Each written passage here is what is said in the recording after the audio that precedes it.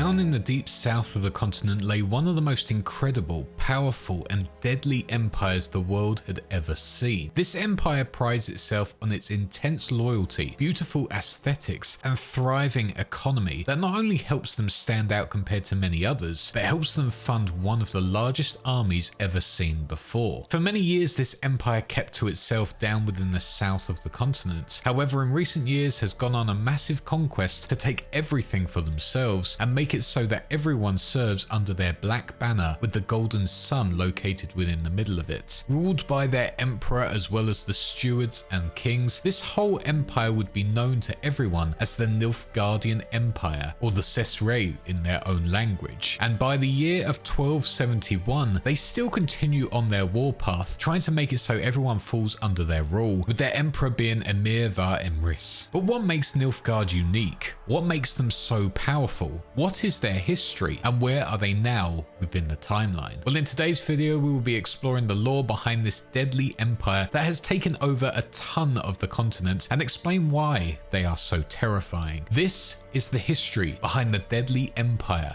known as Nilfgaard from the Witcher universe.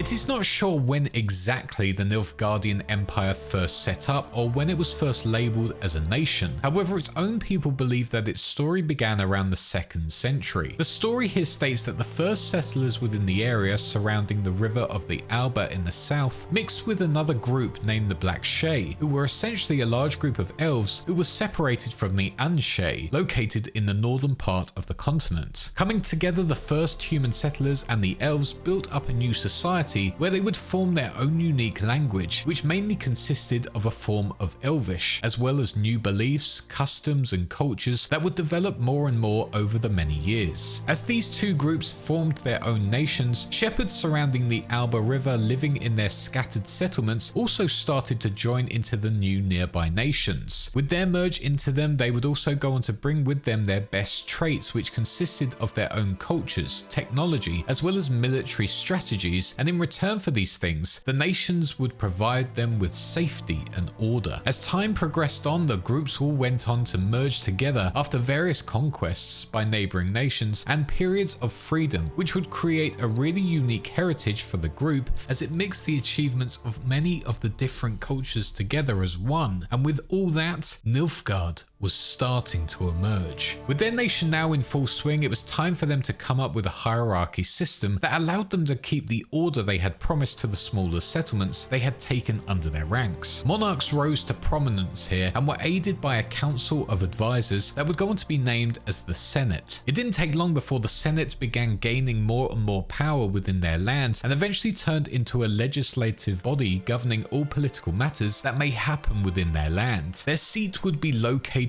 within the Nilfgaard capital, where a large staircase would be used for speeches to all of their people about anything going on in their kingdom. As the Senate rose more and more, utilizing their newly formed politics, they would use the Nilfgaardian army to expand out into the neighboring lands and start to Nilfgaardize the people there. This was essentially doing what they did originally with the farmers. They would offer them peace and order in exchange for anything they had to offer, be that farming skills, mining areas, technology, and so on. Many people who lived in the capital, however, despised these new people being brought into their society, stating that they themselves were the real Nilfgaardians as they live within the heart of the kingdom, and all those who have been conquered are only that, conquered citizens. That said, those who oppose the Nilfgaardians state there is no such thing as an original Nilfgaardian citizen. It is just a conglomerate of the achievements of others, mainly the elves and Alban tribes, nothing that should be praised to the high heavens.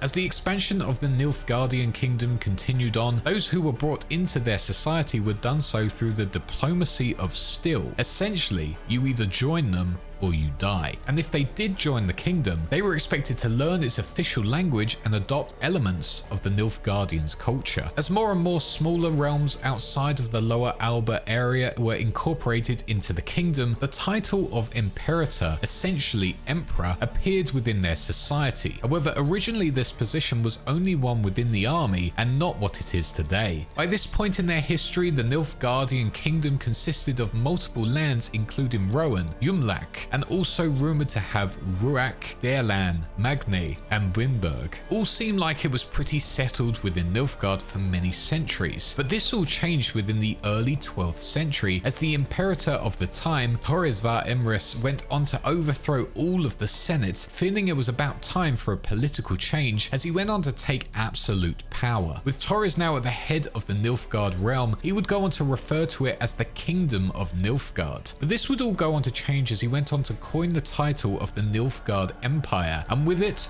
rule under the title of Emperor of Nilfgaard. With this whole change, Torres also brought about a new religion called the Church of the Great Sun, changing all of their symbols within their society to resemble that golden sun that loomed over their lands. To them, the Great Sun represented the patron for warmth, life, humanity, ruling dynasty, emperor, and armies. Originally, this religion was just a cult within their society. That wasn't until the emperor issued a special decree named the March 8th Edict, which allowed the cult to have an official pardon and be named as the official state religion. Now, with that being part of their overall identity, their whole society changed. Their flag was now black with a golden sun in the middle. Grand monasteries were set up with architectural designs done specifically to show off the rays of sunlight from their god, and new roles started to be set up, with priests being a new career path for those truly devoted to the new ways. With this, obviously everyone who was a part of their society had to worship this great sun, because if they didn't, it would be seen as heresy and they would feel the wrath of their new emperor. The new Nilfgaard Empire continued like this for a few years until the death of Emperor Torres, who passed away in the early 1200s. With this change, Fergus var Emrys went on to ascend the throne, but despite being a relative to Torres, many considered him far too weak to successfully rule the brilliant empire. Fergus saw those criticisms and knew he had to act to make him stand out as a great leader, and with that turned his attention to the nearby civilization known as Aetolia. In the year 1216, Fergus made a public statement deciding that Aetolia were an enemy of Nilfgaard and needed to be made an example to show all those that were an enemy of Nilfgaard their future fate. Immediately, Nilfgaard forces went on to attack and completely overwhelm Aetolia, wiping out all of its power structures and annihilated the values defining Aetolian life. But Aetolia wasn't the only victim to this ruthless new emperor. Fergus would also go on to attack and overwhelm the realm of Gemera, taking all of their power as well. Knowing that many would also lose to the Nilfgaardian forces who were on a rampage at this point in time, the Vicavarian nobles realized it was a pointless battle and convinced their ruler to simply not fight it and join Nilfgaard willingly to benefit from everything they offered without losing anything at the same time. It seemed like there was no stopping Nilfgaard at this point in time, as Fergus was using his army to expand their land and resources, and anyone who got in their way would be absolutely obliterated. However, unbeknownst to Emperor Fergus var Emrys, one member of his armed forces was losing faith in his overall ambition and was seeking a new future, not only for himself, but his nation. This unnamed individual was at this point in time just a regular soldier within the Nilfgaardian military and was used within their conquest missions. That was until one day a strange individual named Gaunter O'Dim, a fellow simple soldier in the army, opened this man's mind to other possibilities and was able to convince him that he was capable of bigger and better things, and eventually persuaded him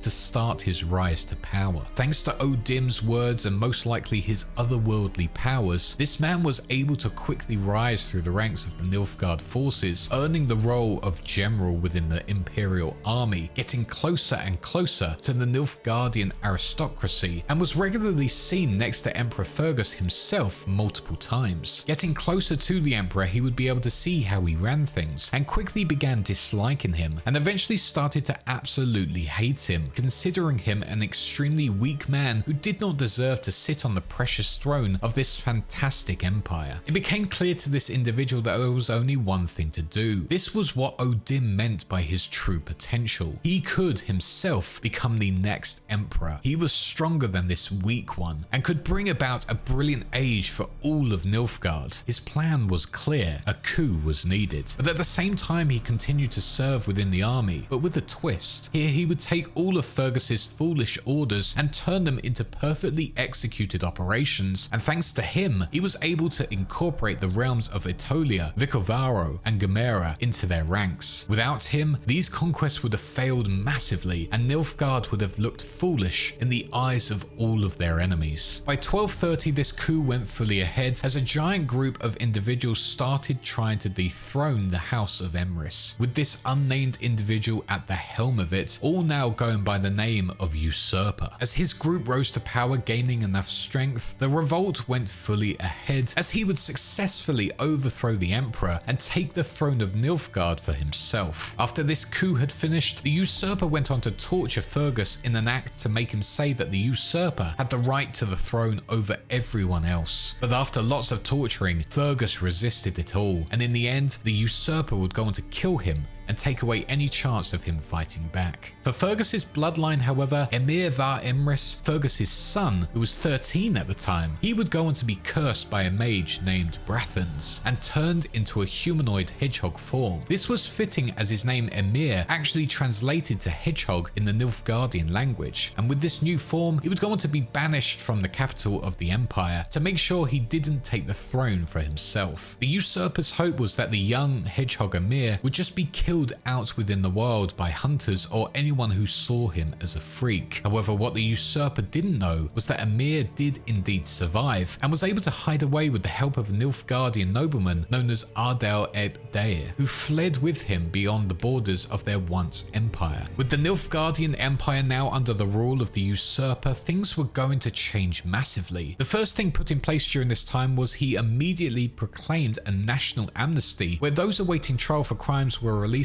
back into society. Next on his list of things to change, the usurper diminished the cult of the Great Sun's rights, removing the national religion from the Nilfgaardian people, claiming it was not the future of the empire. By 1239, he continued on his battle path and moved his Nilfgaardian forces into the independent kingdom of Ebbing, completely annexing them, but he didn't stop there, moving his forces into Metina and Nazaire, taking them as well, eventually leading to Maquet being the final to be taken by the usurper by the year 1250. It is also rumoured, however widely speculated, that during his rule, the usurper demanded the submission of the Witcher school known as the School of the Viper, trying desperately to absorb them into the rest of the empire. The school obviously refused him, and with that statement, the usurper went on to send his Nilfgaardian army into their keep of Gorthor Gved, destroying all of their keep and scattering all of the surviving Witchers across the empire, alerting all cities and towns under Nilfgaard rule that if they were to see any Witchers at all, they were to bar them from entering or practicing their trade, leaving them jobless and completely left out to dry. The year was now 1257 and time was finally up for the usurper, who had pushed his people too far now. Three individuals knew that this was the best time for them to hit back, those being Ardal Eb Deir, Vilgefortz, and Emhyr, along with all of Emhyr's loyal supporters. With the last remaining Emrys now emerging for people to see once again, thousands of soldiers and cadets formed together, and finally it was time to take back what was taken from his family. The uprising stormed the imperial palace and quickly overthrew the usurper, executing him in the process. The usurper didn't know what hit him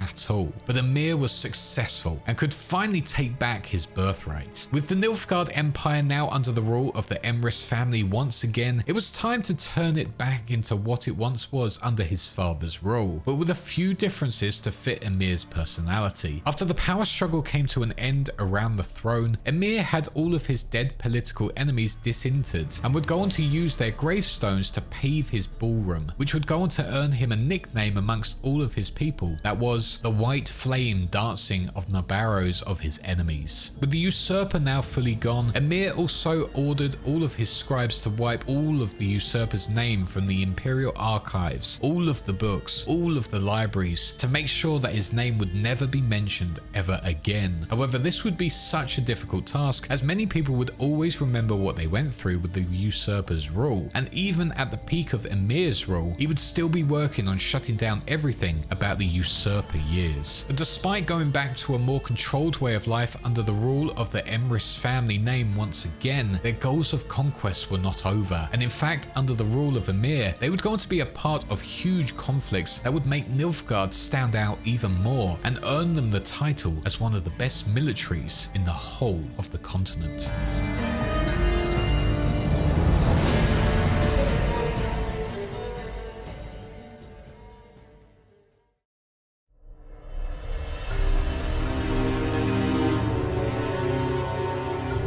Whilst Emhyr continued to tidy the mess that had been left over from the usurper's rule, he knew that the Nilfgaard Empire needed to continue to spread out and make themselves a real force to be reckoned with. The one thing the others had not done during their rule was taking extra land up within the northern parts of the continent. But this was not going to be an easy task, but Emhyr knew it could be done. His army was definitely good enough. With this grand ambition of taking the north, Emhyr charged into a new conquest, triggering what was known as the First Northern War within the year of 1263, first charging into the kingdom known as Sintra, which was ruled by Queen Calanthe. This Nilfgaardian army would be led by Menno Cohorn, who knew that if they took Sintra, the north would immediately be on the back foot, and suddenly anything could be taken from their land. In July of that year, after crossing the Marnadal stairs of the Amel Mountains, the Nilfgaardians went on to face the large Sintran army at the foot of the pass. The two forces immediately came together, fighting fiercely in blood conflicts. Both Queen Calanthe and her husband, King Aisturic, were leading the battle and fighting with the Sintran forces. However, it became quickly apparent that the Nilfgaard forces were too powerful, and they had to retreat to save their city. Before the next step in their plan could go ahead, Aist would go on to be shot through one of his eyes from a Nilfgaard archer, which would go on to kill him immediately. Distraught by the death of her husband, Calanthe could not mourn for long, as she would go on to grab any nearby surviving soldiers left in the area and escape back to the Sintra capital, being massively injured at the same time. But their defense wasn't enough within the city, as the Nilfgaardian army took the whole of it, burning down houses and slaughtering everyone inside. The battle for Sintra was over, and Nilfgaard had taken an easy victory. However, at this same time, Emhyr had another secret mission that he put his loyal Secret Service knight Cahir on. This mission was to seek out the granddaughter of Queen Calanthe, Princess Cyrilla, who was Emhyr's secret daughter. With her in his possession, his plan would be to marry her and impregnate her, as their bloodline was seen to be the only thing to save the family's legacy within Nilfgaard. As Cahir went on this mission to find her and grab her to take her back to the Emperor, he would fail in his task, and as a result of this failure, would be imprisoned for 2 years in the citadel within Nilfgaard. With that secret mission now a lost cause, Emhyr focused his attention back on taking over the northern kingdoms of the continent, and went on to take Sodden Hill. Nilfgaard went into this battle with overwhelming confidence, believing they were going to just walk on through, taking out whatever was left of the northern defenders. However, they were instead met with 22 of the best mages within the north, who repelled the Nilfgaard attacks extremely well and dealt devastating blows to them. It was reported that over 100,000 participants fought in this significant battle, with over 30,000 being killed and wounded within it. This included 8 of the defending mages and many Nilfgaardian soldiers. In the end, the mages were victorious and were able to fend off the incredibly powerful Nilfgaard attack. It was one of the first major defeats Emhyr and his empire had experienced, and sent a powerful message out to the other members of the Northern Realms. Emhyr knew in this instance wallowing in defeat was not a good look for his empire, and instead called off the first northern attack, went back into Sintra within 1267, suppressed an open rebellion, capturing their leader Windhelm of Atre, and publicly executed him as a real show of force. The First Northern War officially came to an end, with the Northern Realms being victorious, holding off the army dressed in full black. But for Emhyr, his ambition was still there to put every bit of land under his rule, and the North was not going to win in the end. He would be victorious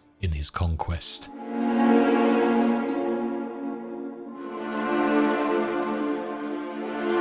With the defeat still bitter in his mouth, Emhyr came up with a new plan within the summer of 1267. On the 1st of July that year, he set the plans for the Second Northern War, but this one started differently. Here he would enlist the help of several powerful mages, including Vilgefortz, to stage what would be known as the Thanedd coup, where he would out the northern mages from the Brotherhood of Sorcerers, and with them being taken out, would then be able to invade the north without them coming to the northern army's aid. Vilgefortz during this time became aware that things between the northern realms weren't as harmonious as they seemed, with the northern rulers not trusting their mage advisors with any tasks, believing they were getting too politically powerful. Vilgefortz used this to his advantage as he assembled all of the mages at Thanedd Island to discuss how to deal with this new situation. During the same time, however, some of the northern rulers planned to stage an attack at a valuable trade route called Dol Angra, making it look like it was the workings of Nilfgaard and that they had attacked the realms of Lyria and Eärden. The reason for this was so it gave the northern realms an excuse to attack Nilfgaard and try and take back Sintra from their grasp. But Emhyr was way ahead of their plans and knew exactly what they aimed to do, and with that information sent a large battalion across the border, waiting for the right excuse to send them in. The only northern realm leader to learn about this was King Vizima II of Redania, who heard of this intelligence through his aide Sigismund Dijkstra, and with that tried to send immediate word to Eärden's king Demavend to stop the stage attack, as Nilfgaard were waiting for any excuse to hit back where they could. But despite the effort, the royal messenger would go on to be killed while travelling to Eärden, meaning that King Demavend never received the crucial information. As the meeting went ahead within the Thanedd Island, it was quickly revealed the planned Nilfgaard-backed coup and the mages that were involved in it all, including Vilgefortz, Francesca Finnebert, Artau Terranova, and Thurkart. But with those Nilfgaard supporters in captivity, more arguments were happening with the mages, who were debating what was truly going on within the Northern Realms and the wars that were happening around them, with accusations flying around that the North were trying to make it seem like Nilfgaard were the ones launching the attacks to start a war. The Archmistress of Aretuza, Tessia, demanded there be proof of this, and with that demand, Yennefer of Vengerberg were going to bring in Ciri, who was in an active trance, and became her medium to reveal the truth behind what had been going on within Dol Angra. Here she revealed that it was indeed the North's plan to start the conflict with Nilfgaard, as it was a technical attack to wipe them out, but it had gone wrong. Emhyr's troops answered back and had launched their attack into Eärden and Lyria, wiping out many in their path and also assassinating King Vizimir II of Redania. With this revelation, Tessia made her mind up and removed the magical spells preventing the use of magic in the tower, as well as freeing those who supported the Nilfgaard way. And immediately after all of that, battle broke out immediately, with several dying within the first few minutes, with Francesca unleashing the elven warriors of the Scoia'tael to cause even more chaos. This coup was a complete bloodbath with no overall winners. Most left extremely injured from the fighting, and as a result of it all, mages massively declined all over the land, with many being expelled from royal courts. With this chaos playing out within the north, it seemed like Emhyr had gotten what he wanted. The whole of the north was in shambles because of Vizima II's assassination, and finally it looked like Nilfgaard would be able to capture the north with relative ease, with no one coming to their aid. For Emhyr, however, his quest was still to find his daughter Cirilla, and realised that the people of Sintra needed to be calmed once again. As he sent more and more people out to find her, he would be presented with a girl around the same age as her a few months after the Thanedd coup, who he would officially name Queen of Sintra. The catch was, this was clearly not Cirilla. Emhyr could tell who his real daughter was, but with that said, the masses didn't know this, and with her on the throne in Cirilla's homeland, she would be able to quell the public, whilst Emhyr continued his search for his real daughter, who was out there somewhere within the north. Despite having a fiercely loyal empire, one man named Stefan Skellen, who Emhyr entrusted with his Ciri search task, started to despise Emhyr, wanting to overthrow him and the Nilfgaard monarchy to try and make the empire a democracy instead. His plan was simple. Together with a few other Nilfgaardian nobles and political figures such as Ardal, they would continue to look for Ciri, but when they found her, they would go on to kill her to prevent the continuation of the monarchy. After Ciri was killed, Emhyr would be next, and finally the Nilfgaardian Empire's future would be decided by the people in democratic ways. Whether it would actually work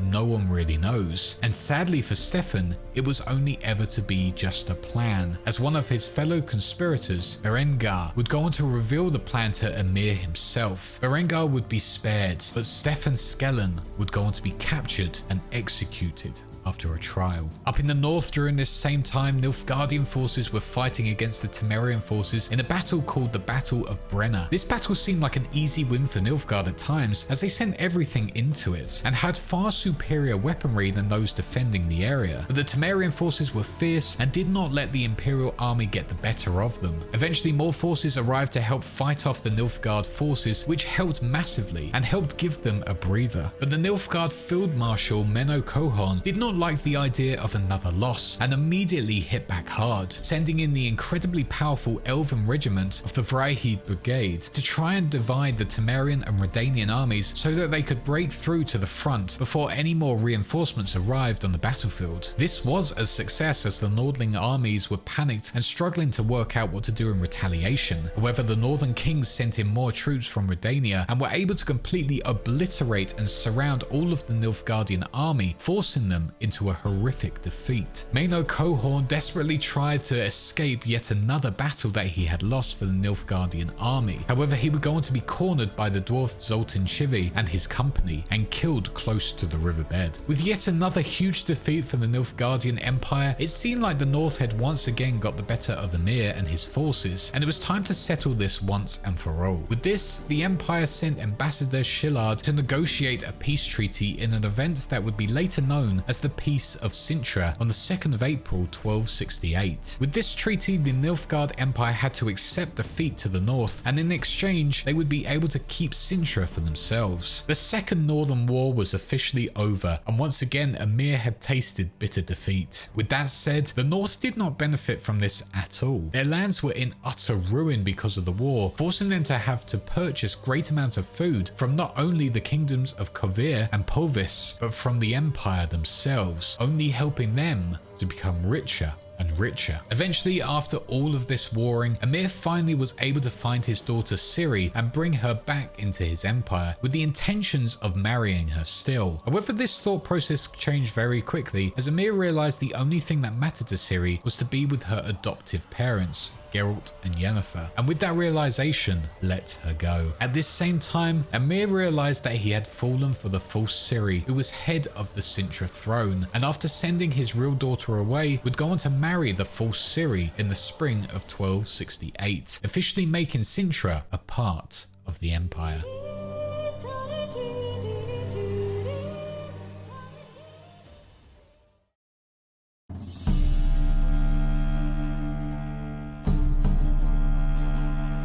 With the northern kingdoms now left in a devastated way, a new era started, one which saw a religious fanaticism take over the land in the form of the Cult of the Eternal Fire. This cult became extremely popular and actually made law throughout Novigrad and other areas of the north, with the Order of the Flaming Rose becoming the cult's militant arm, capturing anyone they believed to be enemies of their religion and burning them in public spaces on pyres and excommunicating all of the others. Whilst this religion started growing by the day, the northern kingdoms also started blaming all of their problems on the non-humans of the continent, using them as an easy scapegoat for their endless problems. This only made Scoia'tael attacks more frequent, as they were going to despise the humans of the northern kingdoms even more. Within the year of 1271, Demavend and Foltest would go on to both be assassinated by a group of witches known as the Kingslayers from the School of the Viper, which caused all of the remaining northern kings, sorcerers, sorceresses, and Nilfgaardian ambassador Shillard to assemble in Loch Moine. Here, this group would decide what the future borders and powers within the northern kingdoms were going to be, and trying to restore the council and the conclave of sorcerers. But before they could, Letho of Gullet, who was working for Emhyr var Emrys, would go on to pin the blame on the Lodge of Sorceresses, which included mages such as Philippa Einhart, Triss Merigold, and Kira Metz. And with that blame being put on them, a gigantic witch hunt would take place place in the north where all sorcerers and sorceresses would be burned to a stake just for being mages. As the summit went ahead within Loch Moyne, it would quickly fail, and suddenly the continent was plunged into yet another northern war as Nilfgaard would go on to attack once again. As Nilfgaard charged into the north, the northern armies had very little resistance as they were really trying to rebuild their country after what had happened in the last war. Eärden was one of the areas that was the most affected, being left utterly defenseless. Nilfgaard charged into the area with Lyria and Rivia falling almost immediately as they relied on Eärden completely. And now that this had happened and Eärden fell soon after, the Nilfgaardian army was getting a taste of victory in the north finally. This was their best opportunity to take the land for themselves. Now looking to hit back and defend their land, the hero from Brenna and veteran of both northern wars, Jon Natalis, rallied together what was left of the Temerian army to fight back against Nilfgaard on their northern charge. For 3 full days, the Temerian army was able to fend off the Nilfgaard forces, losing a lot of men, but also taking out a lot as well. But after that 3rd day, sadly for Temeria,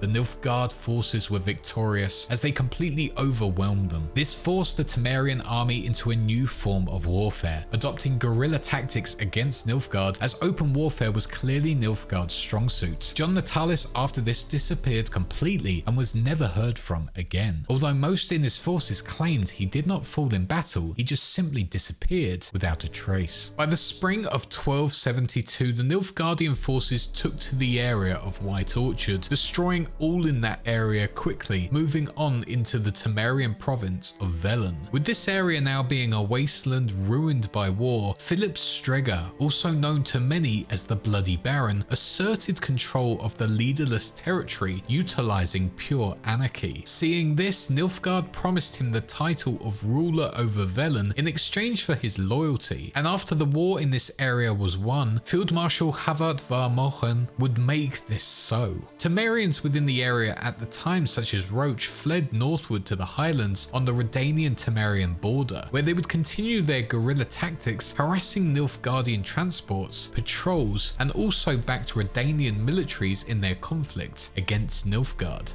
It seemed like Nilfgaard was easily winning this war, being able to conquer half of it in just a matter of 2 to 3 weeks. Soon after this realization, their attention turned to Cadwyn, with the belief that taking this would mean Radovid would be so intimidated that he would have to put peace on the table, and now taking it, the Nilfgaardians waited until the first snows came. However, Radovid did the exact opposite. As the first snows came, he would go on to invade Cadwyn himself to drive back the Nilfgaard forces. Now with the Cadwani army being integrated with the Redanian forces of Radovid, the Nilfgaard forces were not just fighting 2 weak adversaries, they were now instead fighting one large combined army that was so much stronger and able to fight back on equal terms. Back over in Velen, war was still waging on as the Order of the Flaming Rose would go on to be sacrificed, with the remainder of them being sent to the foothills and swampland north of Oxenfurt for their important sacrifices on the battlefield. As the battle within Velen reached its peak, it eventually got to a stalemate where neither the Redanian army or the Nilfgaardian army won anything, and both retreated from the area, with the Redanians being located on the north side of the Pontar and the Nilfgaardian forces being on the south side of the river, both waiting for the next attack, with the Nilfgaardian troops waiting for more reinforcements. But due to how many failed attempts to take the north had happened, the Merchants Guild and noble houses were constantly blocking any new reinforcements, believing it was wasting their precious resources, which would go on to massively frustrate Emhyr, who was still adamant that the north could be taken through force. As the stalemate continued, with Emhyr waiting for more of his forces to help him defeat Radovid, Radovid had other plans to boost his own forces, fully funding and arming Vernon Roach's Temerian resistance group to continue on their raids on Nilfgaardian transports. With the stalemate lingering for ages, both eventually turned their attention towards the rich free city on the Pontar River, Novigrad, which, if handled correctly, could provide them with men, ships, and most importantly, gold, which both sides needed desperately at this point. But during this time, Novigrad had fallen under the influence of the Church of the Eternal Fire, mainly thanks to Radovid's influence in collaboration with Caleb Men, with their ambition of crushing the opposition in order to make it easier to seize the city. With their influence, all non-humans and magic users were being held responsible for causing the war, which triggered a huge huge purge with Radovid's approval, carried out by the witch hunters who acted as the enforcers of the church. Over in Cadwen, the Nilfgaard army went on to besiege Ard Kerrig and engage with Radovid's forces in a series of brutal battles that were said to be absolute bloodbaths by many Redanian soldiers. On top of that, many other battles happened all over the northern part of the continent, going from big open conflicts to small guerrilla campaigns within the wilderness, making the Nilfgaardians' conquest even trickier. For months on end, it seemed like there was no end in sight whatsoever. However, eventually there would be an end to the war, but this would all be down to the actions of the Witcher from the School of the Wolf, the man from Rivia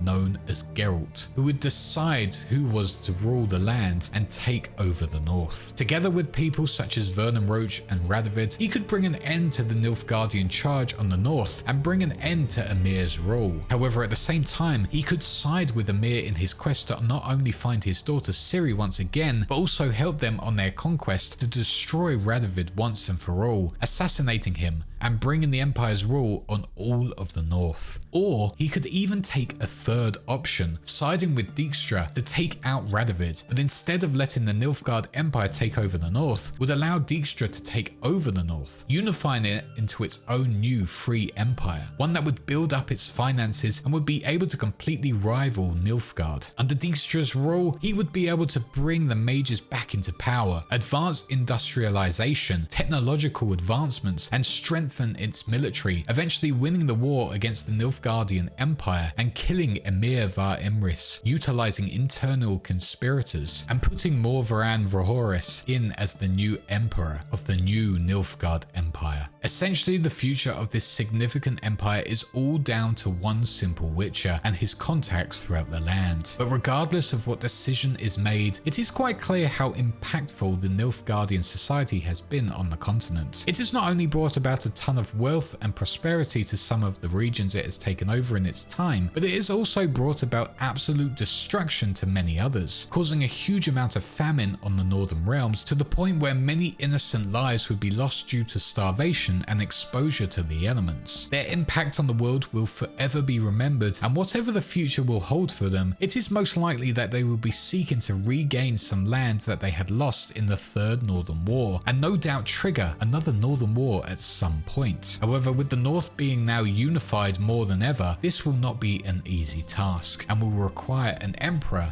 that is as deadly and ambitious as Emhyr, or even a usurper. But for now, this has been the story behind one of the most deadly empires in the whole of the continent. This has been the history of the Nilfgaardian Empire and their conquest on the Northern Realms.